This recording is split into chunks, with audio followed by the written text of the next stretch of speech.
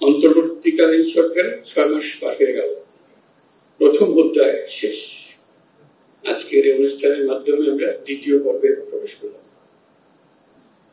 যে আইনি কাঠামোর মাধ্যমে, যে প্রাতিষ্ঠানিক কাঠামোর মাধ্যমে স্বৈরাচারী সরকার সুযোগ পেয়েছিল, সেই কাঠামোর থেকে যেন আমরা পূর্ণরূপে বেরিয়ে চলে আসতে পারি।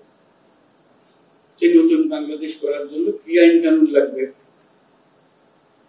কিভাবে আমরা অগ্রসর হবো, সেই প্রশ্ন মাথায় রেখে আমরা কিছু সংস্কার কমিশন করেছিলাম, অর্থাৎ সংস্কার করতে হবে।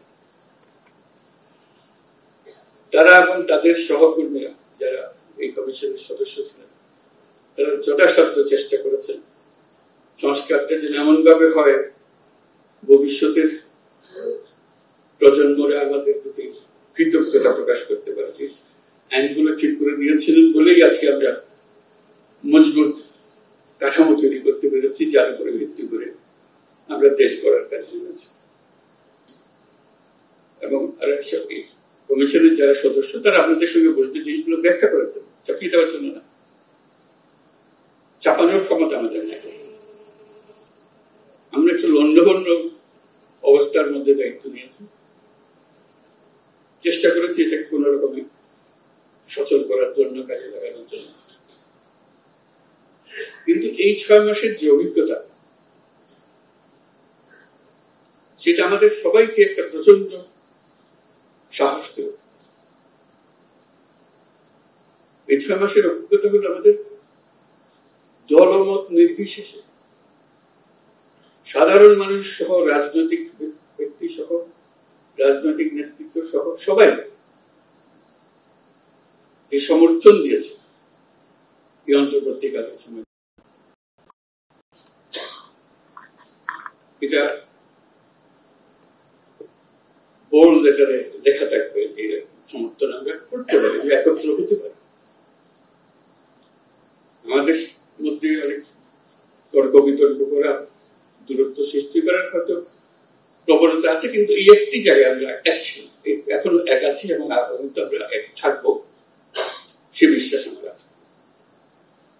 এইটা যদি ঠিক থাকে, যেভাবে আমরা প্রথম অধ্যায় আমরা শেষ করলাম, দ্বিতীয় অধ্যায়ে যদি আমরা ঠিক রাখতে পারি, তৃতীয় অধ্যায়ের জন্য আমাদের কোনো চিন্তা নেই, আমরা নিশ্চয়ই নতুন বাংলাদেশ বানাতে পারবো। একটা জিনিস আমাদেরকে পরিষ্কার থাকতে হবে, এটা একটা মস্ত বড় শক্তি। প্রথম অধ্যায় যেভাবে আমরা কাটালাম, এবং এই কাটানোর মধ্যে যে সমস্ত শক্তি আমাদেরকে ব্যাহত করার চেষ্টা করেছে, আমাদেরকে ভুলভুল করে দেওয়ার চেষ্টা করেছে, তাদেরকে সুন্দরভাবে সবাই মিলে মোকাবেলা করতে পেরেছে। দ্বিতীয় পর্ব এই হাঙ্গামা হবে, কারণ যাদেরকে বাংলাদেশের মানুষ তাড়িয়ে দিয়েছে, অস্বীকার করেছে, তাদেরকে ত্যাগ করেছে, তারা ফিরে আসার জন্য অত্যন্ত ব্যাপক, প্রতিটি দিন তাদের জন্য মূল্যবান। দেরি হলে তাদের জন্য অসুবিধা। সেজন্য আমাদেরকে শক্ত থাকতে হবে, মজবুত থাকতে হবে, এবং আমরা যেগুলো আলাপ করছি সেগুলো মতভেদ থাকবে, কিন্তু আমরা এর অর্থ নয় যে আমরা একত্র নই, আমরা একত্রে থাকবো। এই প্রথম পর্বের আরেকটা অভিজ্ঞতা হল একই সঙ্গে এই যে আপনাদের সমর্থন, জনগণের সমর্থন ছাড়া আন্তর্জাতিক বিশ্বের সমর্থন, আপনারা হয়তো লক্ষ্য করেন সারা পৃথিবী জুড়ে আমাদের প্রতি একটা বড় রকমের সমর্থন গড়ে উঠেছে, যে কারণে অপর পক্ষ সুবিধা করতে পারছে, পদে পদে ব্যাহত হচ্ছে। যেখানে যাই বহু গল্প রচনা করেছে, গল্প টিকে পারতেছে, শেষ মিস্টার ট্রাম্পের হাতেই আবার সে গল্প চালাতে গিয়ে চালাতে পারল না।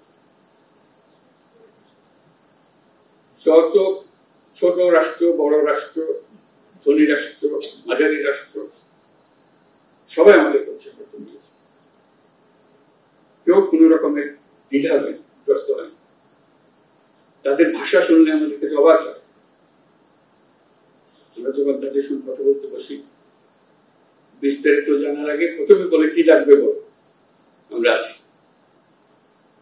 এর চেয়ে পরিষ্কারভাবে কথা বলা একটা রাষ্ট্রের প্রধান কিংবা প্রধান নির্বাহী আর কি হবে। এবং তারা এই পর্যন্ত সেটা মেনে গিয়েছে এবং চালাচ্ছে এবং ক্রমাগতভাবে তাদের সমর্থন বাড়াচ্ছে। কাজে আমাদের এই যে দুই সমর্থন, আভ্যন্তরীণ একটা সমর্থন, আন্তর্জাতিক একটা সমর্থন, এই দুই সমর্থনের ভেতর দিয়ে আমরা যদি এই নতুন বাংলাদেশ গড়তে না পারে, এটা আমাদের কবরের দোষ বোঝায় ছাড়া কি বলব। আমরা এই সুযোগ ছাড়তে চাই। আন্তর্জাতিক মহলও আমাদেরকে জিজ্ঞেস করে, তোমাদের অর্থনৈতিক দিক থেকে আমরা সাহায্য করতে পারি, কিন্তু সংস্কারের ব্যাপারে তো আমরা সাহায্য করতে পারবো না, তোমাদের কি করতে হবে। এই জন্য যেটা মনে করিয়ে দেয় যে তোমাদের এই সংস্কারটা দরকার, তা না হলে এই যে পরিবর্তন টিকে রাখা যাবে না। আবার কয়েকদিন পরে আরেক মহাক্ষমতার সাথে একজন একদিকে এগিয়ে যাবে, দণ্ডবন্ধ করে দেবে। আমাদের দল আন্তর্জাতিক মহলের সমর্থন এবং সহায়তা এবং শুভেচ্ছা, এটা আমাদের জন্য মস্ত বড় সম্পদ। শুধু ভাবা যত রকমের সাহায্য লাগে, আমরা তাদেরকে বহু রকমের স্বপ্নের কথা বলেছি, এই করতে চাই, এই করতে চাই। তাদের জবাব হলো আমাদের তো কোনো অসুবিধা নেই, তোমরা করতে পারলে আমরা আছি তোমাদের সাথে। কোন কোন রাষ্ট্র যারা খুব শক্তিমান রাষ্ট্র এমনও বলেছে এই কাজটা করার জন্য তোমরা যদি মনে করো একজন স্পেশাল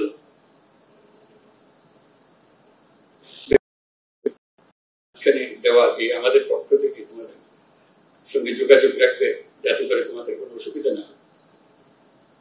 শুধু সমর্থন না, সমর্থনটা কাজে লাগানোর জন্য আয়োজনটা করে দিচ্ছে। কাজে এই প্রেক্ষিতে আমরা এই কাজে নামছি, দ্বিতীয় অধ্যায়ে নামছি।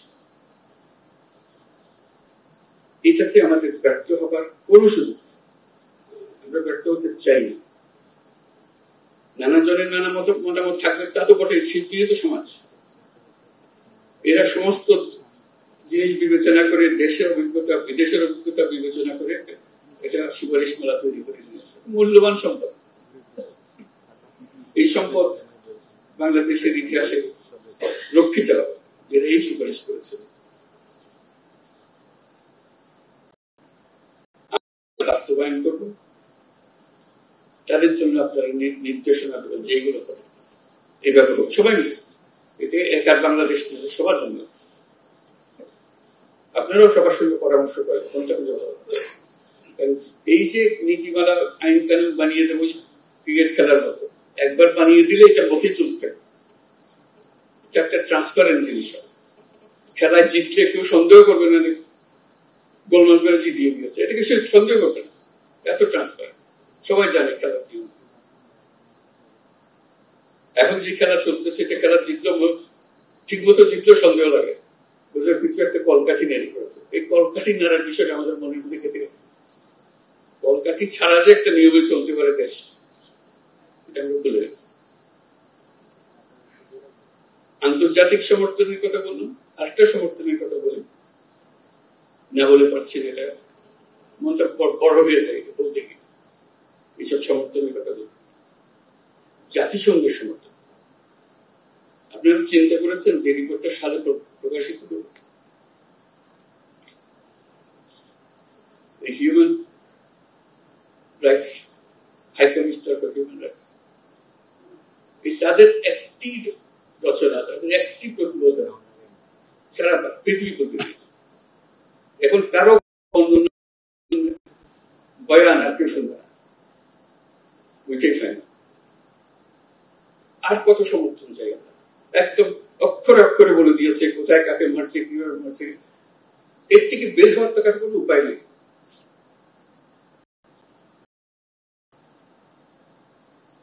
বাংলাদেশকে ঘিরে যে অপপ্রচার চলছিল, এক প্রতিবেদনে সমস্ত সমাপ্ত। বলতে পারবে কিন্তু কোন আওয়াজ বেরোবে না।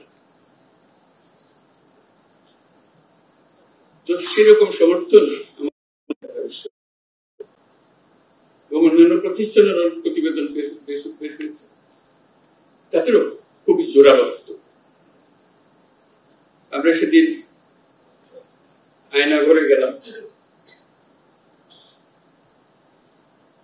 মানে মানুষ কত নির্মম হতে পারে, বিভৎস দৃশ্যের সৃষ্টি করতে পারে, নৃশংস করতে পারে, এর চেয়ে বড় নমুনা পাওয়া যাবে। আমাদের শুধু দেখতে কষ্ট লেগেছে, যারা বছরের পর বছর সেখানে থেকেছে, আপনাদের মধ্যে আছে, তাদের কথা চিন্তা,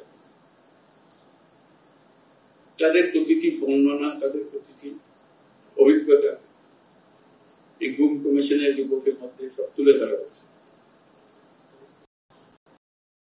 পত্রিকা প্রকাশিত হওয়ার পরে দেশের ভেতরে এবং আন্তর্জাতিকভাবে মানুষ প্রথম বুঝতে পারলো আমরা কিসের কথা বলছি।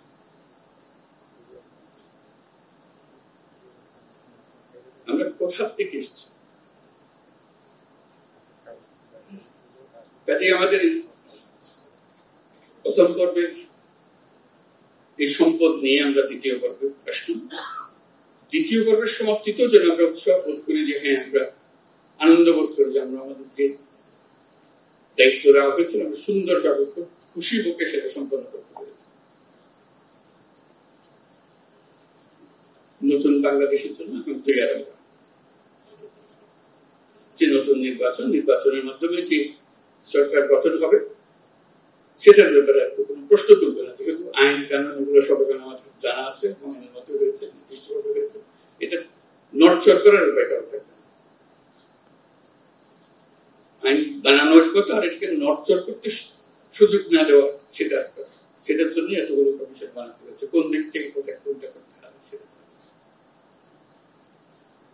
আজকে আমাদের সেই দ্বিতীয় পর্ব শুরু। আপনারাই এই দ্বিতীয় পর্ব স্রষ্টা, আপনারাই এগুলো জাতির সামনে নিয়ে আসবেন। আপনাদের সঙ্গে সহযোগিতা করার জন্য আমরা কমিশনের মেম্বার ওনারা নিয়োজিত থাকবেন, যাতে করে আলাপ আলোচনা করে দ্রুত আলোচনা করার বিষয় না, এটা দ্রুততম সময়ের মধ্যে আমরা যাতে সিদ্ধান্তগুলো নিয়ে কাজে নেমে যেতে পারি, কোনটা কখন করবো সেগুলো নিয়ে আসতে পারি। আমাদের এই দ্বিতীয় পর্বের শুভ সূচনা কামনা করে আমি আমার বক্তব্য শেষ করছি। আপনাদের সবারই এই কাজের উৎসাহ সহকারে দায়িত্ব একটা দিয়েছে সেজন্য না, আপনি ইতিহাসের একটা বড় গুরুত্বপূর্ণ ভূমিকা পালন করতে যাচ্ছেন। আল্লাহ মেহেরবানি করে আপনাকে সুযোগ দিয়েছে, সেই সুযোগটা পালন করার জন্য, দায়িত্বটা পালন করার জন্য, আল্লাহর মেহেরবানির প্রতি শুকরিয়া আদায় করার জন্য। যে একটা নির্বাচন সাধারণভাবে হলে একটা সময়ের জন্য আমি জনগণের উপকার করতে পারি, অপকারও করতে পারি, কিন্তু আইন খারাপ, কিন্তু একটা সময়ের ব্যাপার না। এটা যদি আমরা ঠিক মতো করি, বাংলাদেশ জাতি হিসেবে যতদিন টিকে থাকে ততদিনের জন্য সেই অবদানটা রেখে গেল, সেটার জন্য আমরা সঠিকভাবে আমরা আমাদেরকে সেই ক্ষমতা, সেই সামর্থ্য দেব। আপনাদের আজকে সবাই আসার জন্য, এই অনুষ্ঠানে অংশগ্রহণ করার জন্য ধন্যবাদ জানাচ্ছি। এবং আমরা শুনবো এখানে কিভাবে হবে, আলোচনাটা কিভাবে নিয়ে যাওয়া হবে সেগুলো আমরা শুনবো, তারপর আস্তে আস্তে কাজে নেমে যাবো। সবাইকে ধন্যবাদ।